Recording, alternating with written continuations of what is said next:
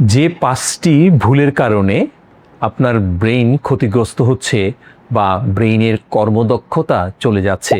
আমরা আগে মনে করতাম বয়স্ক মানুষের স্মৃতিশক্তি আস্তে আস্তে কমতে থাকে, কিন্তু এখন দেখা যায় যে অনেক অল্প বয়স্ক মানুষেরও আস্তে আস্তে স্মৃতিশক্তি কমতে শুরু করেছে। তাহলে আমরা যদি বলি সেই 5টি ভুলের মধ্যে প্রথম ভুলটি কি?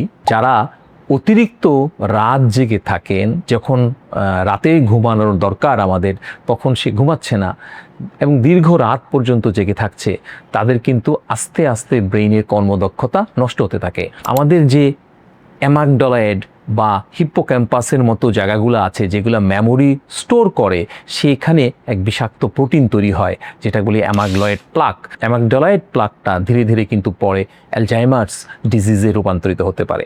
তাহলে এই ঘুমের ডিপ্রাইভেশন বা নিদ্রাহীনতা কিন্তু আমাদের এই রোগ তৈরি করে। তাই ঘুমের ক্ষেত্রে কোনো কম্প্রোমাইজ চলবে না। 6 থেকে 8 ঘন্টার একটা ঘুম আপনাকে রাতের বেলায় নিতেই হবে। 2 নম্বর ভুল হচ্ছে যখন আপনি অতিরিক্ত সুগার বা মিষ্টি জাতীয় জিনিস খাচ্ছেন, সেটা যদি রিফাইন্ড সুগার হয় তাহলে আরও বেশি ক্ষতিকারক। যদিও ব্রেইনের নিউরন গ্লুকোজের উপর নির্ভরশীল, কিন্তু যদি তা অতিরিক্ত গ্লুকোজ হয়ে যায় তখন কিন্তু আস্তে আস্তে নিউরনের যে অ্যাক্টিভিটিগুলো সেগুলো কমতে থাকে। তাহলে অবশ্যই আপনি অতিরিক্ত মিষ্টি, এবং অবশ্যই যদি সেটা 50-এর পরে হয়, আপনি মিষ্টি যদি বাদ দিয়ে দেন আপনার খাদ্য তালিকা থেকে, তাহলে কিন্তু আপনার মস্তিষ্ক ভালো থাকবে, মস্তিষ্ক কর্মদক্ষ থাকবে। 3 নম্বর ভুল হচ্ছে যখন দীর্ঘ সময় হেডফোন ইউজ করবেন, উচ্চ স্বরে মিউজিক শুনবেন, তখন কিন্তু সেই উচ্চ শব্দ সরাসরি আপনার অন্তঃকর্ণে গিয়ে আপনার নার্ভে ড্যামেজ হবে। আপনি জানেন যে অন্তঃকর্ণ এটা মস্তিষ্কের সাথে অ্যাটাচড, মস্তিষ্কের একটি অংশ।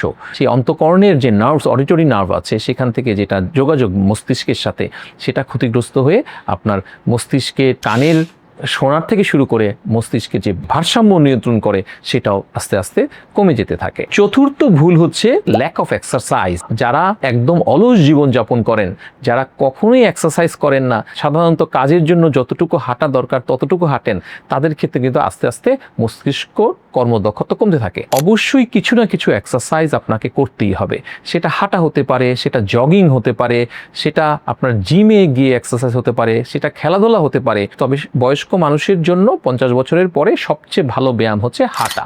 আপনি যদি 1 ঘন্টা সকালে বা 1 ঘন্টা রাতে, অবশ্যই আধা ঘন্টার কম হবে না, যদি আপনি হাঁটেন, তাহলে ব্রেইনে রক্ত সঞ্চালন বাড়বে এবং আপনার ব্রেইনের কর্মদক্ষতা বৃদ্ধি পাবে। আপনার বয়স অনেক হয়ে যাওয়ার পরও দেখবেন যে আপনার ডিমেনশিয়া ডেভেলপ করছে না, আপনার স্মৃতিশক্তি নষ্ট হচ্ছে না। আর 5ম বা 5 নম্বর কারণ যেটা হয়, সেটা হচ্ছে আপনি যদি দীর্ঘক্ষণ মোবাইল স্ক্রিন বা কম্পিউটার স্ক্রিনে বসে থাকেন, বা আপনি একাকী বা লোনলি থাকেন, আপনাকে অবশ্যই একটা সোশ্যাল কমিউনিকেশন, সেটা ডিজিটাল প্ল্যাটফর্মে নয়, সেটা আপনার অ্যাকচুয়াল যে আমাদের যে লাইফ, আপনি সবসময় মানুষজনের সাথে একটু কথাবার্তা বলা, একটু গল্পগুজব করা, সেটা অন্তত সপ্তাহে 1 বার হলেও যদি আপনি বন্ধুবান্ধবের সাথে একটু আড্ডা মারেন স্বল্প সময়ের জন্য, তাহলে কিন্তু আপনার এই কমিউনিকেশনসটার জন্য ব্রেইন অনেক বেশি কর্মদক্ষ থাকবে। তাহলে আপনি এই একাকী থাকার অভ্যাস দূর করতে হবে এবং দীর্ঘক্ষণ মোবাইল বা কম্পিউটার স্ক্রিন থেকে দূরে থাকতে হবে। তাহলে কিন্তু আপনার ব্রেইন